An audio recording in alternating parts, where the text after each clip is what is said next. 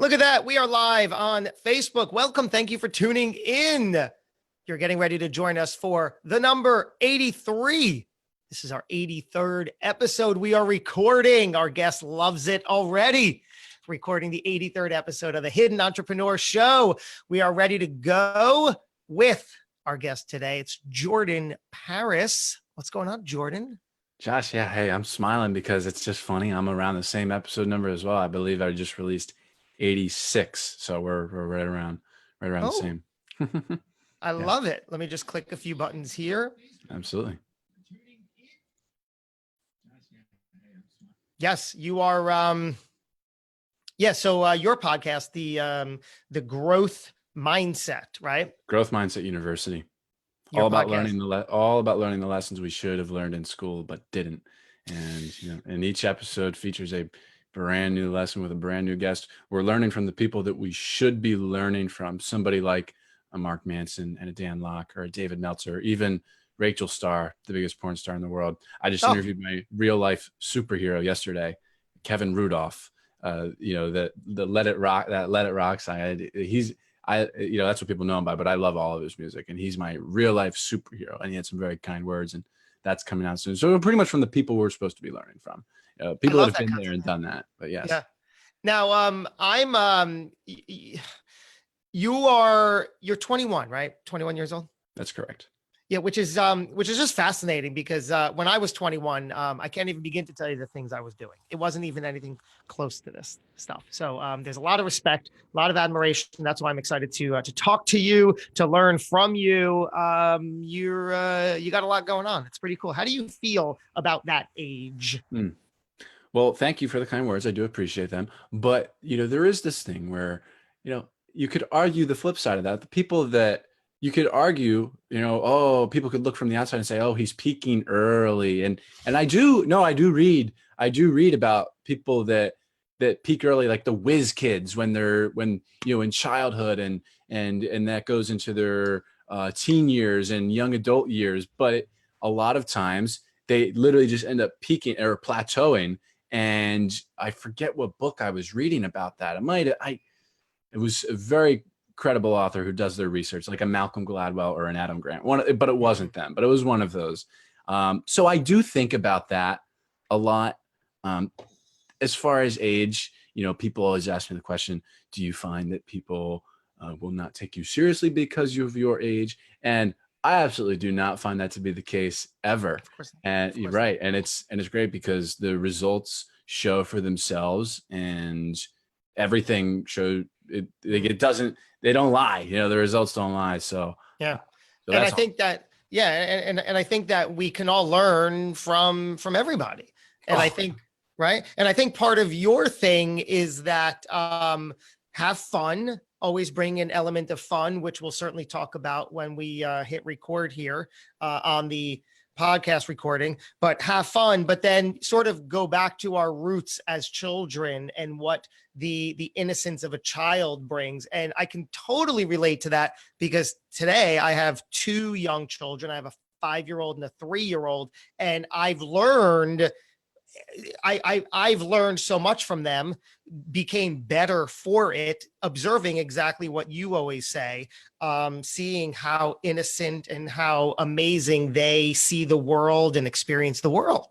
You did your homework because that is kind of hidden on my about page. Yeah.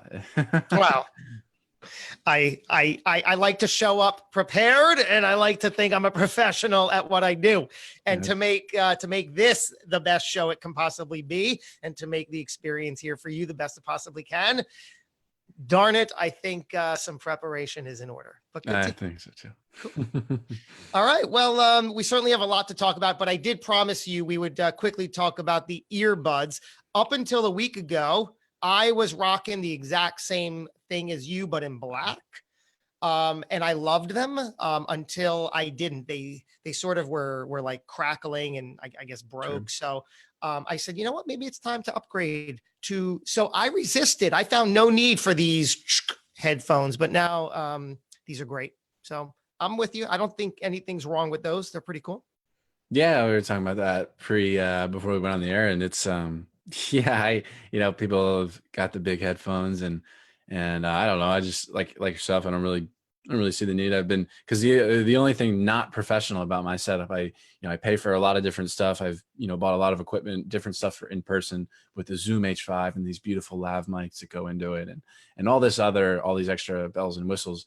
But this is the only thing that's like not professional about my, professional for like audio snobs out there about my setup. It's just I've been using the Apple headphones forever, and I don't see the need, but It's I'm just funny. ignorant, Well, it's funny because we could then talk all day about that. Are we talking professional like as the visual? Because I mean they do the trick, they do the job, right? They allow you to hear through a headset, which is why I felt no need. And I liked the way they looked. I liked the function they Right. performed. So I'm like, these are working. Yeah, nah, I like it. Good. All right, I'm ready to hit record and get this episode in the books. Shall we, Jordan? Sure thing, Josh. All right. And everybody tuning in on the Facebook Live, so good to see you guys. As always, during the show, you got thoughts, comments, questions, type them right in there. I read in real time, and it's all a dialogue. So it's good to have you all here. We are going to hit record and get underway. Beautiful. Let's let it rock, buddy. Mm-hmm. Here we go.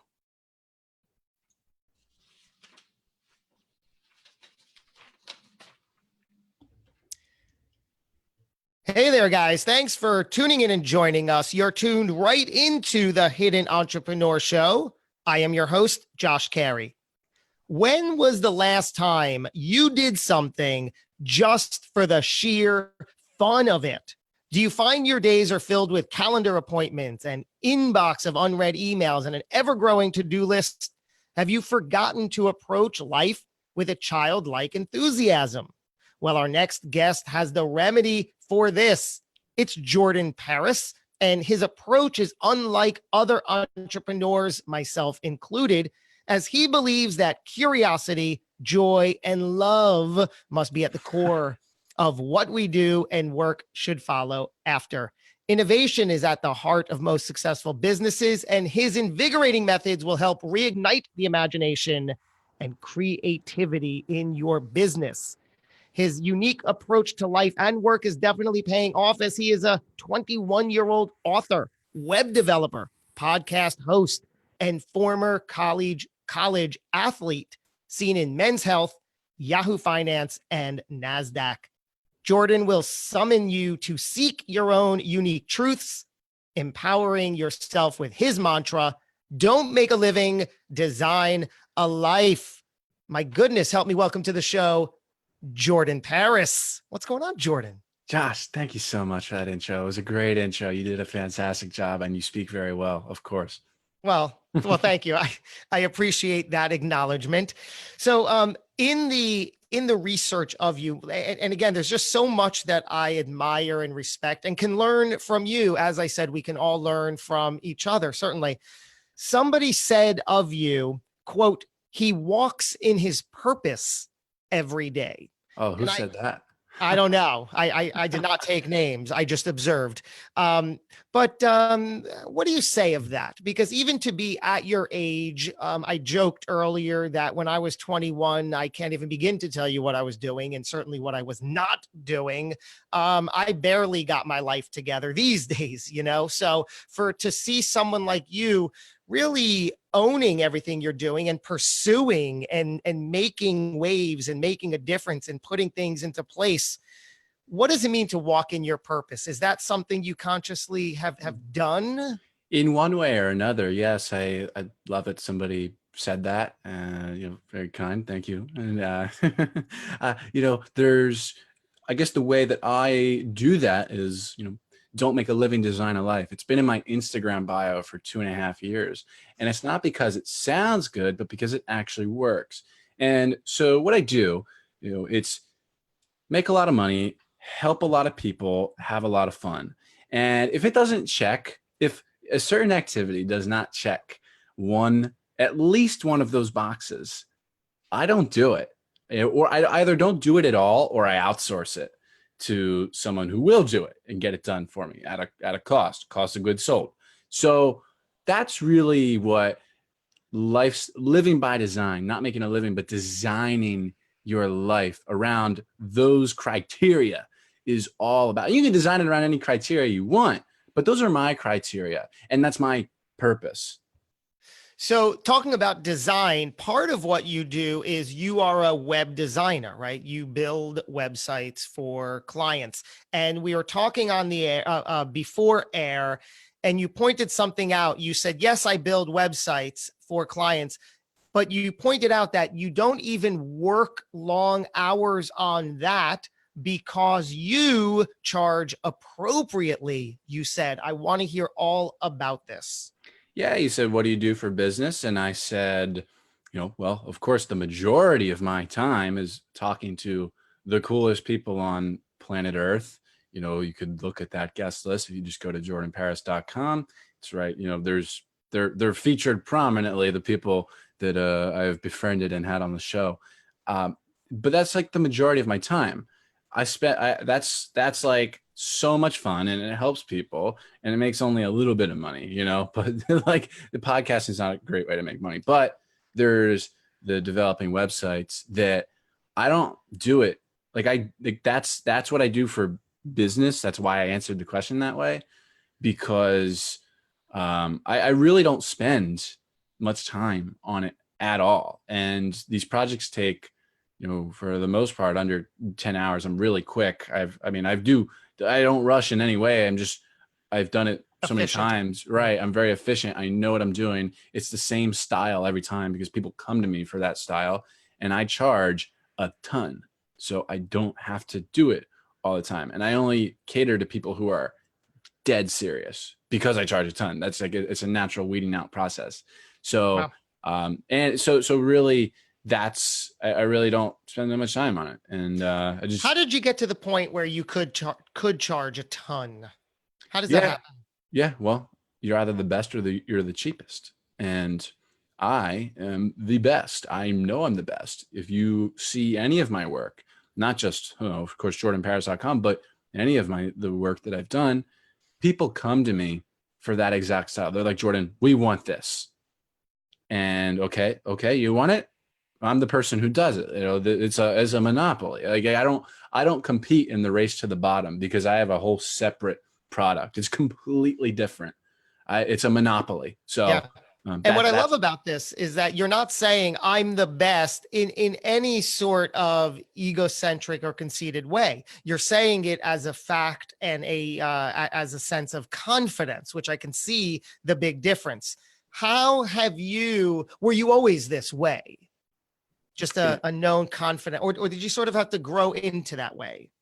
Yeah, I grew into it, and with results, confidence comes. I can't say I always was. Maybe in baseball, when I played baseball back in the day, you could argue I was almost like cocky. Okay. I think I was. Yeah.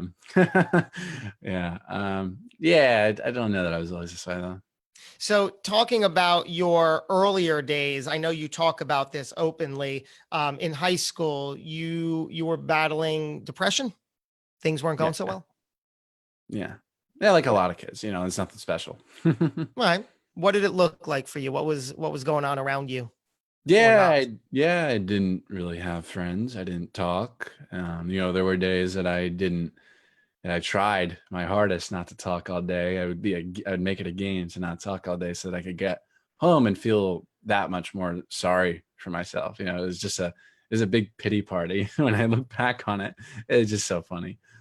Yeah. So that's really what it was. And it was a matter of, taking action and beginning to do and beginning to read and beginning to try new things. We take new actions, and that's when things turned around. I love how you're acknowledging, very self-aware, by the way, right? An important aspect of oneself to develop, I have found, and it sounds like you're now looking back on that, having come through that, and saying, okay, well, I see sort of what contributed to that and how you fueled it. Is that what I heard you say? That you would sort of fuel it so you can have that pity party for yourself. Yeah, Wow. correct. What was what was life like growing up for you as a young child? Yeah, it was pretty good. It was interesting actually, because I actually when I was 4 years old, I was in therapy for what you would call sensory issues. And yeah, Mm. yeah, yeah. And so like I would cry at the drop of a hat, like any weird, loud noise. One of my famous first phrases was "sat noise." Wow. Yeah. You can still catch me like doing that if there's a loud noise and it's like persistent, and I'll just be like, "What's that noise?" I get really on edge about it. It just like feels like my head is like being banged against a wall. So yeah, but and I was very difficult, and I was literally just crying all the time up until like 3 4. Like I was really tough. I was really tough. But then eventually I kind of found my way. And I was in grade school, and lower grade school, I was the class clown many years, and I even won like the class clown award in fourth grade. I was just full of joy and curiosity and love, and I just it was very innocent. And for a couple of years in let's say 8 or in like starting in middle school, and then throughout high school, I kind of lost touch with that version of myself, and it took reconnecting to that prior version of myself, reconnecting to those qualities, to really, that was a part of me coming, making the resurgence, and coming back and producing outstanding results. And I live like that today. It's I'm the fourth grade Jordan again. amazing. It's so funny that you were the class clown, but acknowledged it, that you were just experiencing through the joy and the love and the fun aspects of things. It sounds like that you were just doing this as a positive extension. For me, I was also the class clown, but it Oh. was, yeah, right. But it was the opposite version. I can acknowledge that I was doing it to sort of suppress the negative feelings that I had of unworthiness and Mm. unvalidated, that sort of a thing. So in order to not show up with those emotions surfaced, I would hide them all, being the class clown. So it's interesting that they could come out in two different Yeah, ways. there is a Joker mask that people, that a lot of times people do wear. They use humor to sort of numb in a way. You're And aware, yeah. yeah, I've read about that before. Yes. Mm. So after your clowning around days, then that's when you sort of fell into the depression. Yeah, that's correct. And you were also telling me that your early on, your parents supported an early lifestyle of sports for you. They wanted you to do a lot of things and try a lot of things. Yes, Tell me. it was a lot of doing, a lot of trying. I was signed up for the sports that, even the ones I sucked at. I wasn't good at basketball, I wasn't good at soccer. But I just played every sport, basketball, baseball, flag football, soccer, even eventually trying lacrosse. I never played lacrosse in an actual league, but I did give it I really tried giving lacrosse a go. Like I really tried. That was a little later on, but I really tried with that. It's surfing. It was a lot of things that were just kind of like put in my hands, like the surfboard just put in my hands, like for giving me surfboards for my birthday, I remember. And just putting the basketball in my hands and putting the football in my hands, putting the glove on. And it really wasn't me making those decisions to play those sports. So I'm very thankful for that. It was a lot of doing, a lot of trying, a lot of arts and crafts even. my grandmother's big into, she's still an artist, and she paints, and she's great. And I've got stuff from her literally all over. Like if you could see this, yeah, look at this tree right here. That's her. Wow. I love this one. She made she had the FGC. It's just Florida Gulf Coast. Wow. Oh, this one's good too. Yeah, I like this one. Beautiful. What do you think was behind the parents' insistence on the sports? Yeah, I'm not sure entirely, Really? but no, not 100% sure, but definitely well intentioned. And I think it is really important to try so many things in it. And in high school, it kind of carried over to, they wanted me, of course, I was becoming more resistant, in my later teen years, where I wasn't as open. But eventually, after hearing join a club, go volunteer, do track, try track for 3 years, I finally it finally broke through, and I did it. In my junior year, I ran track for the first time in my life. Huh. I started volunteering at different places. I started studying. I just started doing a lot of new things. And then senior year, I went out on a limb and played tackle football for the first time for the school in my life. So it was, and then it was like perfect timing, because once I graduated and went on to college, I just started trying so many new things there. And within the first week, I was elected president of my residence hall out of 8 people. So all of a sudden I was, went from high school loser to governing over 500, 600 people. And then we've got, then cheer team, I became a male cheerleader. Like I just met this kid on the team, and he mentioned 30 minutes into the conversation, like, I'm a cheer for the school. And I'm like, wow, I wish I could do that, without hesitation. And he goes, yeah, you can. Please, let me text my coach, and I got tried, and I was there. And then I got a fraternity bid. So I just started like trying. It was almost like a spray and pray, where I just tried all these different things. And a couple of them hit and led to other things. And a lot of them didn't hit and didn't lead to anything. And it's the same thing with like taking phone calls. Like I just take all these phone calls that I don't think will amount to anything. But and 95% of them don't. And I'm like, why am I doing this?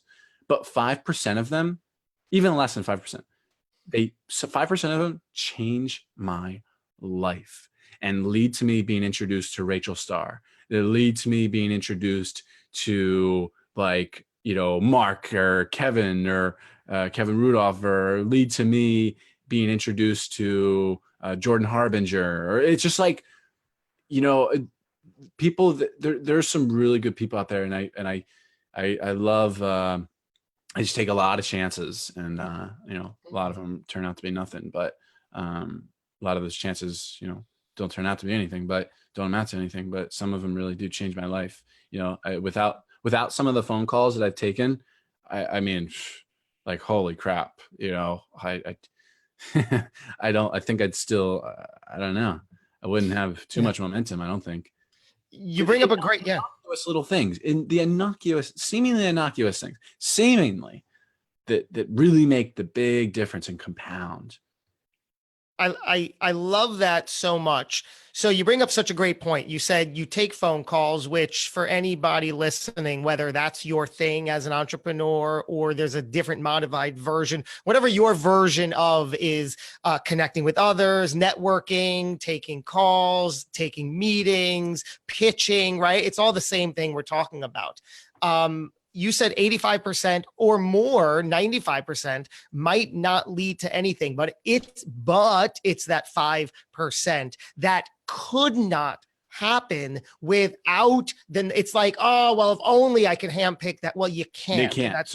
And that's not how it works. Gotta take them all. So it's because of those 95 phone calls that quote unquote didn't lead to anything, but really they led to everything, didn't they? Led to literally everything. Yeah. Right. They led to the 5%. Yeah. Led to the tipping point. Really. I can identify a couple of tipping points in my career where, someone, the person that, taking that phone call with one LinkedIn comment changed my life. Okay. Tell me, I'm getting the chills. Right. Yeah. So Go So ahead. in December, I just found this guy, and he wasn't even in my network. He had like 10 likes and 1 comment on his post, and I just, I comment on again. I all these 1,000. I comment so many times, and 99 of them will amount to nothing, but one out of every 1,000 will like change everything. But that's the deal, right? That's the deal. Go, Jordan. Right. I got to comment on everyone. So I comment on this guy's post, and and he responds, and then next thing you know, we're connected, and he messages me, and he wants to get on a phone call, and the next day we are on the phone call, and he's like, who you should talk to? Robert Greene. Let me text him right now. And of course, I never ended up like getting Robert Greene, but then he was, you should talk to Jordan Harbinger. Yeah, I'm really good friends with him. We'll be in London next week. I'll tell him. And so he's booked. Who you should talk to? Rachel Starr. You know who that is? And I'm like, yeah, I think I do. Like, yeah, it's the biggest porn star in the world. I'm like, yeah, okay. And I was skeptical about that first, but she's very smart. She's very cool. And she's a professional.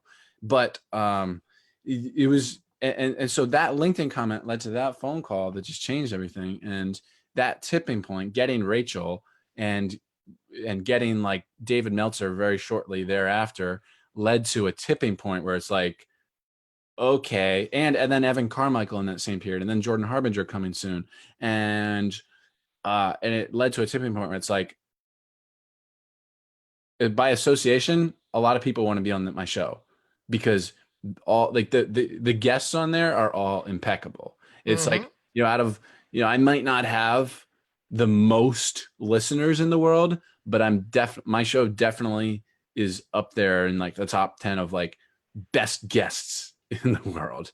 It really is. And so by association can kind of get anyone that I want. I'm making a career off of what I call borrowed credibility. I love it. Yeah. And for a lot of people, Dan Lok, oh yeah, like a phone call led me to getting introduced to Dan Lok. Like people just like, I just woke up one Monday morning with an introduction to Dan Lok in my inbox. Like, what the heck, and so it leads, gosh, I forget where I was going, but borrowed credibility. So for a lot of people, it'll be, even though, Dan Lok has 1.3 million subscribers on YouTube, even though he has 1 million on Instagram, even though he's got millions everywhere, that's a lot of people, but the large majority of the people in the world actually don't know him. And so for a lot of people, when he's on my show, it'll be the first time that they're hearing him. And obviously he's like the most credible person. He's like extremely credible, has every piece of social proof on the planet. And so on a subconscious level, people will, but I shouldn't say will, because they kind of do. People will begin to associate me with those people, with Kevin Rudolph, right? Because Kevin Rudolph has not done many. I haven't seen a podcast with him ever. I tried looking. The only 2 interviews I found were like one from 10 years ago. It was 5 minutes long, and then one very little known one from like 3 years ago that was 20 minutes long. And so for most people, yeah, they hear his music, but it'll be the first time that they're hearing him in that form, in that conversation form with me. It'll literally be like the first time they're being introduced, essentially, to Kevin Rudolph. And so this borrowed credibility is really going a very long way for me. And the thing you connected that from is the fact that we were talking about all the phone calls you have to take, and 95% don't lead anywhere, but that's the game. And then the 5% do. That's the nature of it. And that's the business. That's what propels you forward. That's how you take the opportunity and put yourself in front of the opportunity. Some might say that that's how you create luck. And now that I love you're saying the LinkedIn comments. So this goes back to your sporting days. You were pushed to do and to try it all and over again. And it seems like you're taking that exact thing and making it work. On the LinkedIn comments, you said there's just you comment 1,000 times, quote unquote, it leads to nothing. So it's that 1,001st that compounded from the 1,000 that changes everything. There's so much in that people need to hear over and over again, because that's the game, isn't it? Isn't that the game? It's absolutely right, Josh. Yeah. Wow. You're in college now? Unfortunately, yeah. Yeah, it's funny you say unfortunately, because you wrote an article titled yeah. Oh, about this. Well, the one I'm referencing says a university degree is just a receipt and you throw your receipts away. First of all, very clever title. I get it. Go ahead. What do we say about that? Yeah, that blew up on LinkedIn, and I got a lot of love and a lot of hate for it. But you have to have expected that. Yeah, oh, no, I know. Every time I put this stuff, it's very intentional. It's very intentional. I learned that from Russell Brunson. Draw your line in the sand.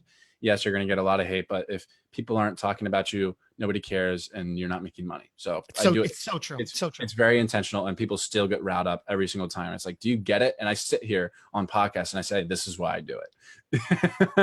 And people like still just like, if you look at the comments on my education posts, they're like 5 paragraphs long. It's crazy. People are so into it, and they all everything about education that I post is like very popular. It's just like more popular than my other stuff, at least. So, I'll put it to you this way. Yeah. When I go to a store and the cashier hands me a receipt, I say, no, thank you. I don't need it. You can throw it away. And for 2 reasons. One, I never really take the time to return anything. Number 2, it has BPA all over it. I don't want to touch that crap. Like, it affects your gut microbiome. I ain't touching that. Get out of here. Oh my God. You're into all that too. Okay. Yeah, I'm into all that. I mean, hey, don't forget. I mean, people do. I forget.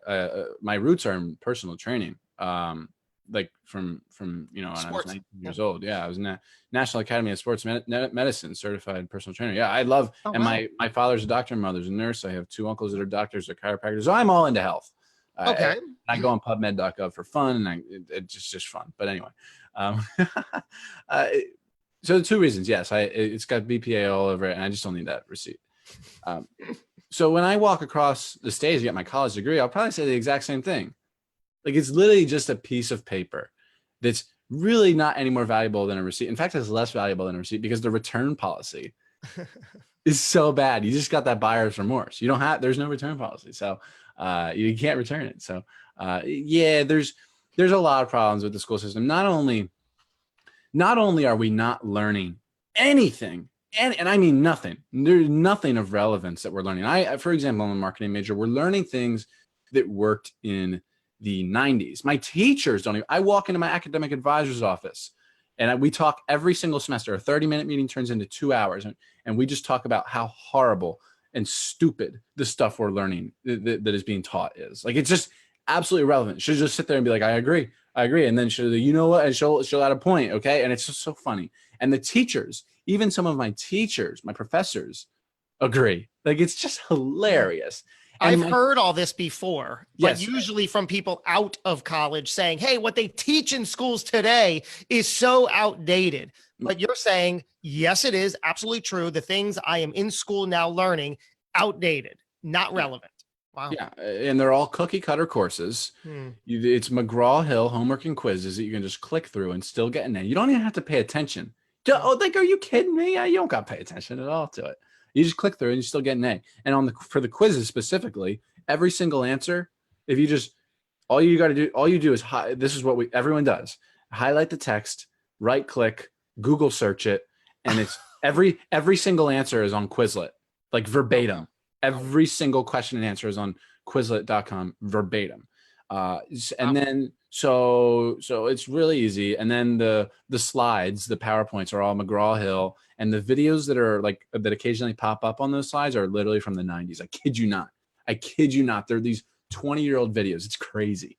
And then the tests are auto-generated by McGraw-Hill's from McGraw-Hill's test bank of questions, or Cengage. I mean, pick your poison, really. So, and we bubble it into a Scantron, and that Scantron goes into a machine, comes out with a number that somehow defines us. And let me tell you, grades are an illusion. As soon as I freed myself from caring about my GPA, my life took off. My business took off. Everything took off the day I stopped giving a crap about that stuff. It doesn't matter. It's a social construct, an illusion. Absolutely doesn't matter. That's the stuff we're learning. Here's the other side of the coin.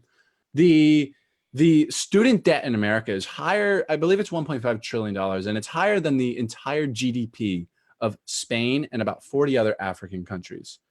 This is a problem. Okay. And every single kid, we're brainwashed into thinking that we need that piece of paper for success when it's absolutely not true. And every single kid that goes through those doors is getting ripped off. They're being robbed blind, literally blind. So half of the kids that I go to school with, most of them don't even realize what's going. Like they're like, I gotta do everything the right way. I gotta get to the 4 point. Like I'm just like sitting there, and this is gonna be very controversial as well. I will, as long as I pass, I mean, that's all that matters. And I will, if I type in the what if scores and do the math and see if, okay, how many assignments can I skip? And I'll still pass. So for example, Wow. There's one of my courses that I'm done for the semester because I don't have to do anything and I'm still going to pass. So I'm done. And because there's really no reason, and it's not going to impact my bottom line to bust my ass. Sorry but it just came out to get that GPA. And I say things that are not popular. I know there are people that are really hating this right now, but I know there are people that are like, wow, yeah, I get it. But it's just, and it goes back to don't make a living designer life, because like I said, if it doesn't make me a lot of money, if it doesn't help a lot of people, and if I don't have a lot of fun, I don't do it. And that includes school. No holds barred. I'm ruthless with that. How does somebody listening begin if they're not already living by that mantra?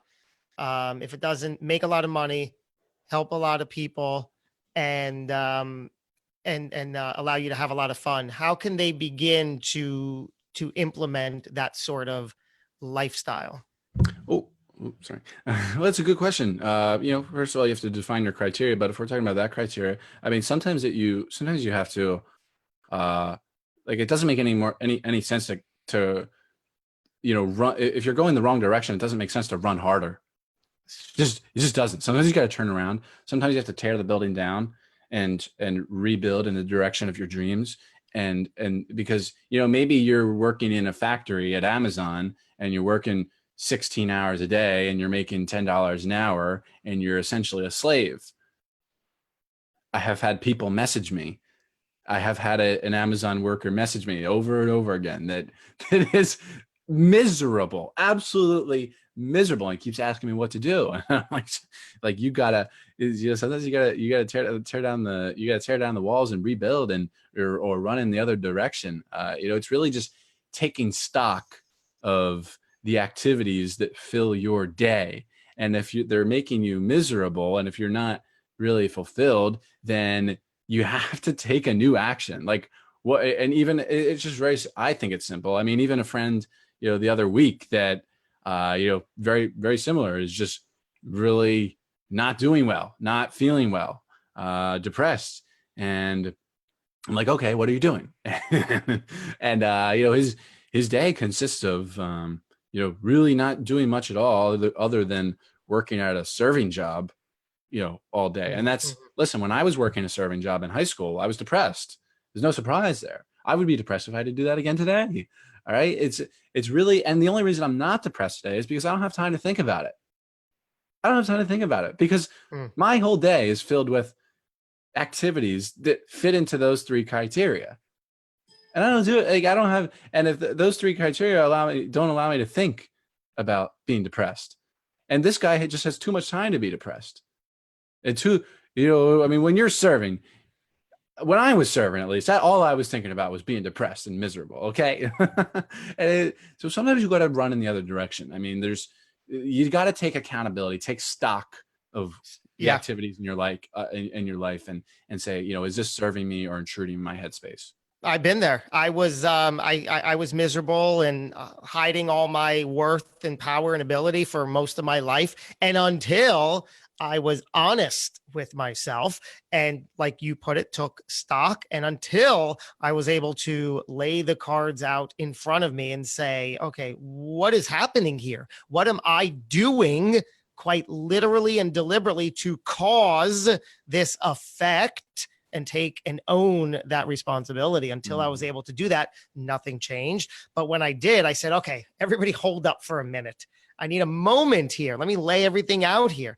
Okay, I'm doing that. That's not good. I know that's not good. Is this probably could be tweaked a little bit to be a little better? And you just do that one by one, replace them, and then life can get a whole lot better. Absolutely.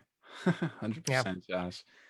Talk to me about your relationship with failure. How do you view it? What do you make of it?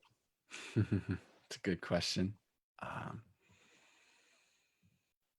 Well, look, I'll put it this way. Kevin Rudolph and I were talking off the air yesterday after we got off, and we were talking about a lot of things, but and you're talking about some of the things that I'm going to be doing over the next few years, and how we can do that. And he's like, look, I know a lot of successful people. I mean, he does, worked with Lil Wayne, Flo Rida, Black Eyed Peas, written songs for Selena Gomez. Like this guy is for me, he's my favorite musical artist. Okay. This is an icon for me. And this is an icon for a lot of people. And Let It Rock is just an icon, that song. Okay. It really is. So, he's like, I know a lot of successful people, Jordan, that haven't gone through a whole lot. That like it's been kind of easy for them. Like, why would you want to fail? Why would you want it to be hard?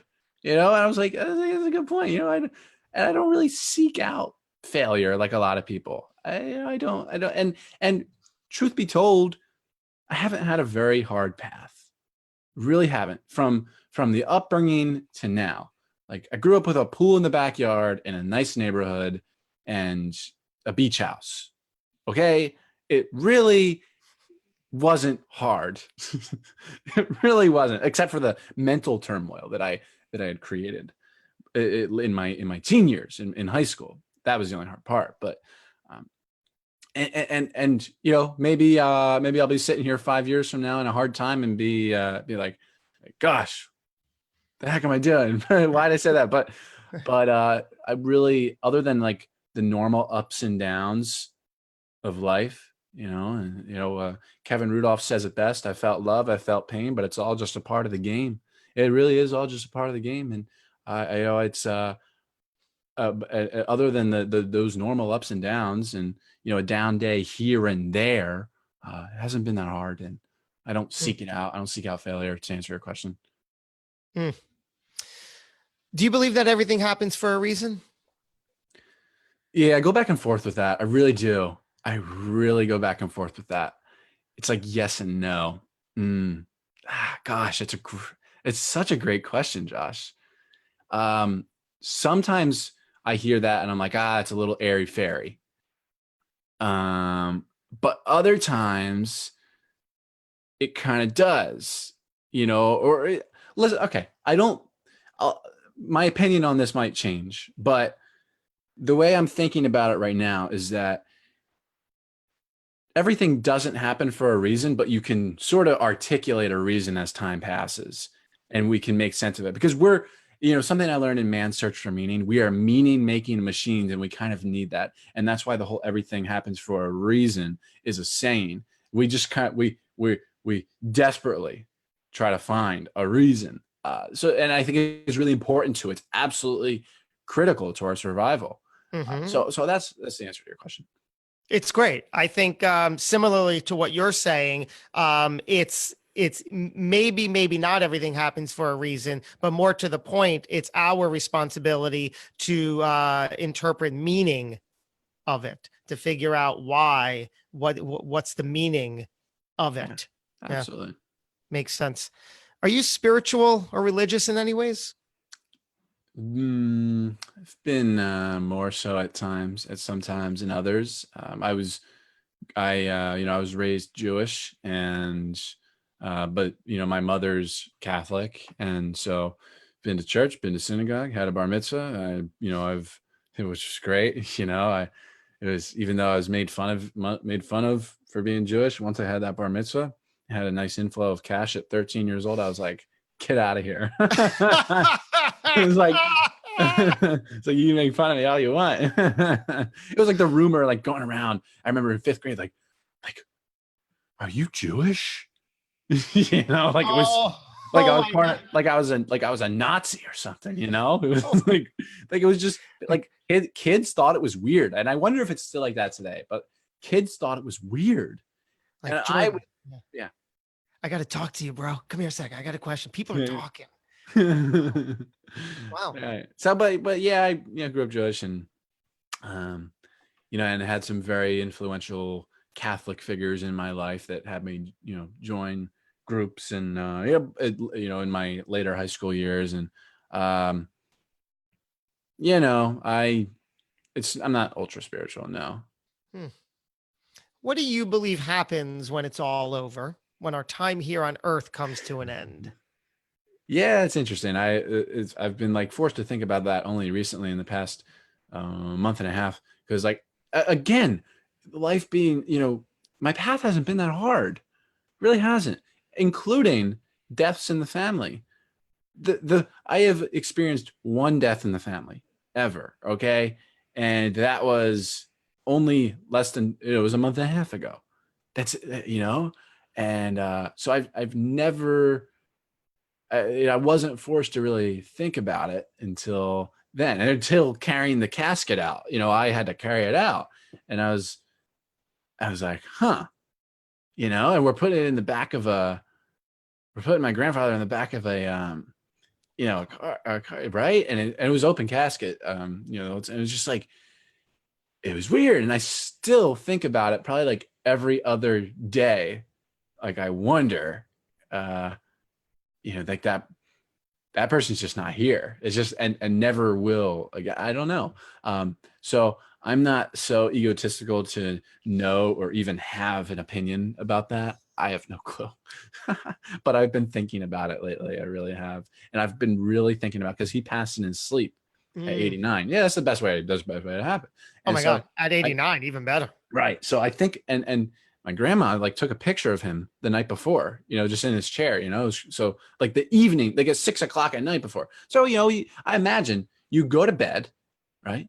You go to bed, and somewhere in that sleep cycle, you're going, but I imagine what the dream is like, going between literally death and fighting and life. Like, and then eventually giving in to the death, and it must be a really trippy experience. I've never done drugs, but it must be a really trippy psychedelic like experience. I would imagine.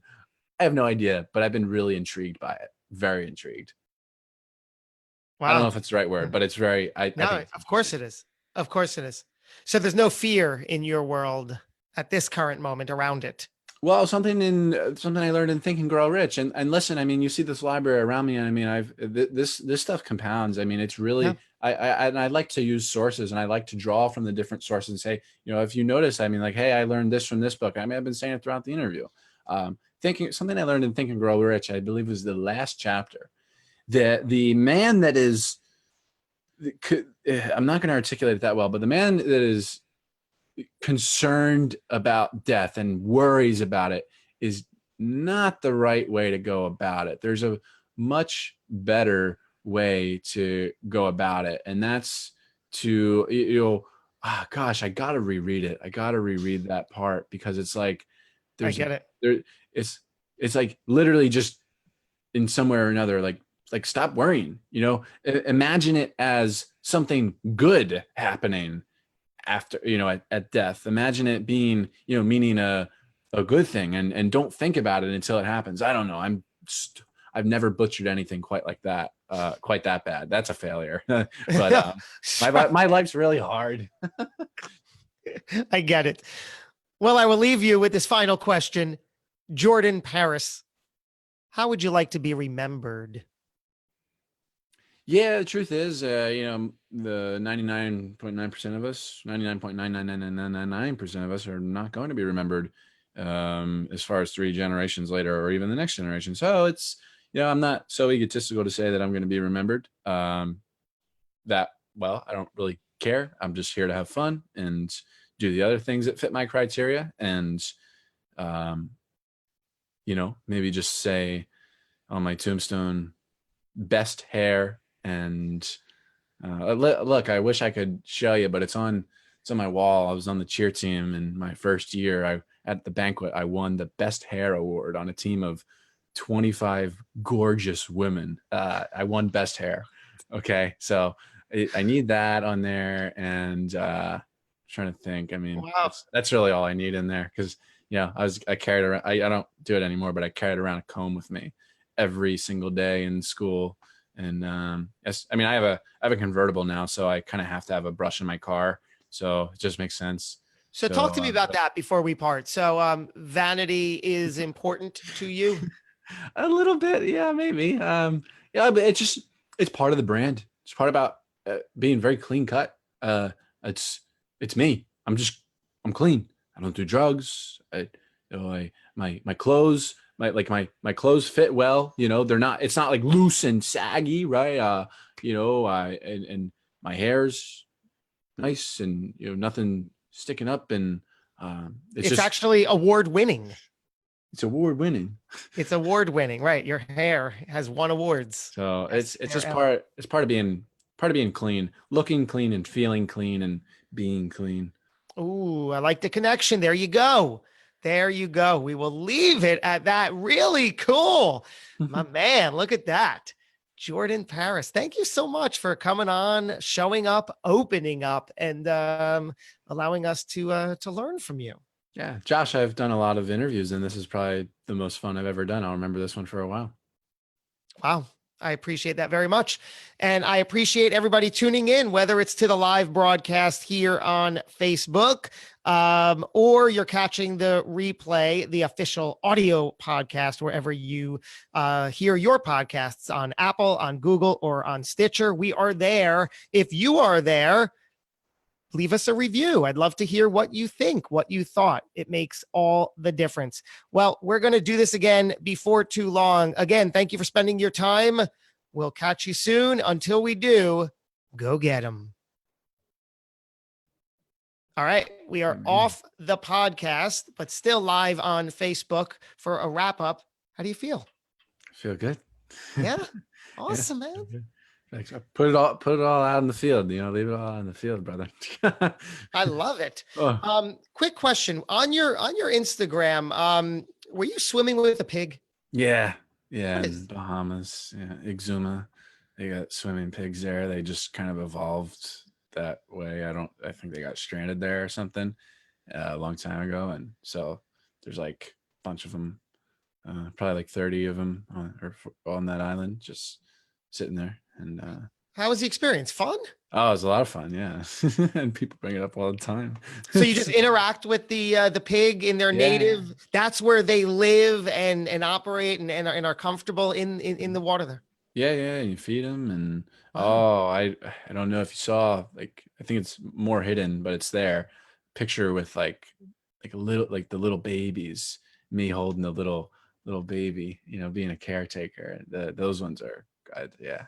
The big ones can, if you got to like kind of throw the bread at them, or like anything else, because they'll, that it's ooh. You want to respect their environment and their position. Wow. Yeah. What else is what do you see for yourself in 5 years, 10 years, 50 years? Where do you want to go that you haven't been yet? And I don't mean physically, just in life.